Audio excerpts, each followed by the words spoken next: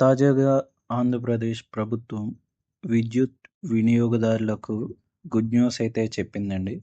అదేంటి అంటే విద్యుత్ ఛార్జెస్ తగ్గిస్తున్నారు. విద్యుత్ శాఖ మంత్రి గోపాటి రవికుమార్ గారు ప్రకటించారు. అయితే సుమారు 923 కోట్లను తిరిగి వినియోగదారులకు చెల్లించాలని నిర్ణయించారు. ఈ మేరకు ఏపీఈఆర్సీ శనివారం ఉత్తర్వులైతే జారీ చేసింది. మనం ఈ వీడియోలో యూనిట్‌కి ఎంతవరకు ఛార్జెస్ అనేవి తగ్గనున్నాయి, ఏ ఏ రంగాల్లో పనిచేసే వాళ్ళకి ఛార్జెస్ అనేవి తగ్గనున్నాయి, ఎప్పటినుంచి ఈ ఛార్జెస్ అనేవి అమల్లోకొస్తాయి అనేది ఈ వీడియోలో చెప్పుకుందాం. ఇక మెయిన్ వీడియోలోకొస్తే మనకి ఎంత తగ్గించారంటే యూనిట్‌కి 13 పైసలు చొప్పున తగ్గించారు. మొత్తం మీద 923 కోట్లు అయితే తగ్గించడం జరిగింది. ఇది ఎప్పటినుంచి అమల్లోకొస్తుంది అంటే నవంబర్ 1వ తారీఖు నుంచి అమలు చేస్తున్నారు.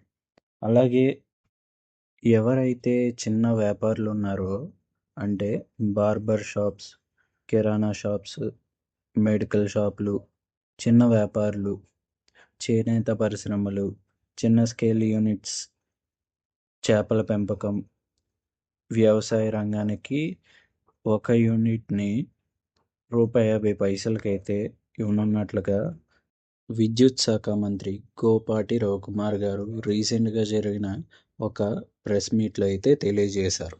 2024-25 ఆర్థిక సంవత్సరానికి గాను విద్యుత్‌ని కొనుగోలు చేయడానికి 2,758 కోట్లు ఖర్చవుతుందని విద్యుత్ కొనుగోలు చేసే కంపెనీలైతే ఒక రిపోర్ట్‌ను దాఖలు చేయడం అయితే జరిగింది. అయితే దానిలో ఏపీఈఆర్సీ 1863 కోట్లకు మాత్రమే ఆమోదం అనేది తెలియజేసింది.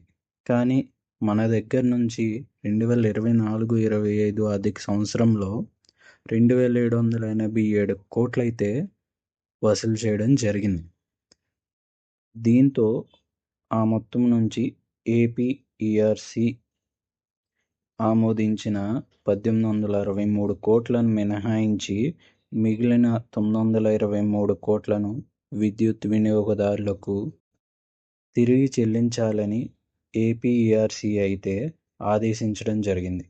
అయితే ఈ మొత్తాన్ని ఎలా సర్దుబాటు చేస్తారు అంటే ట్రూ డౌన్ ఛార్జెస్ రూపంలో ఈ 923 కోట్లను ఈ సంవత్సరం నవంబర్ నుంచి వచ్చే ఏడాది అనగా 2026 అక్టోబర్ వరకు వచ్చే కరెంటు బిల్లులపై సర్దుబాటు చేస్తారు. దీనివల్ల యూనిట్‌కు 13 పైసలు చొప్పున వినియోగదారులకు లబ్ధి చేకూరనుంది. మీకు ఇంకా క్లారిటీగా చెప్పాలి అంటే 2024 ఏప్రిల్‌లో నేను ఒక 100 యూనిట్ల విద్యుత్ అనేది వాడడం జరిగింది. దానికి బిల్లు వచ్చింది అనుకుందాం. అప్పుడు 100 యూనిట్లకు గాను 13 పైసలు చొప్పున అంటే రూ. 13 అవుతుంది. ఈ మొత్తాన్ని వచ్చే నెల నవంబర్ బిల్లులో సర్దుబాటు చేయడం జరుగుతుంది. ఈ విధంగా 2024 ఏప్రిల్ నుంచి మీరు వాడిన యూనిట్లు ఏవైతే ఉన్నాయో వాటిని లెక్కించి భవిష్యత్తులో వచ్చే బిల్స్‌కి అయితే తగ్గించడం జరుగుతుంది. తగ్గించిన అమౌంట్ మినహాయించి మిగిలిన బిల్ ఏదైతే ఉందో అది మనం చెల్లించాల్సి ఉంటుంది.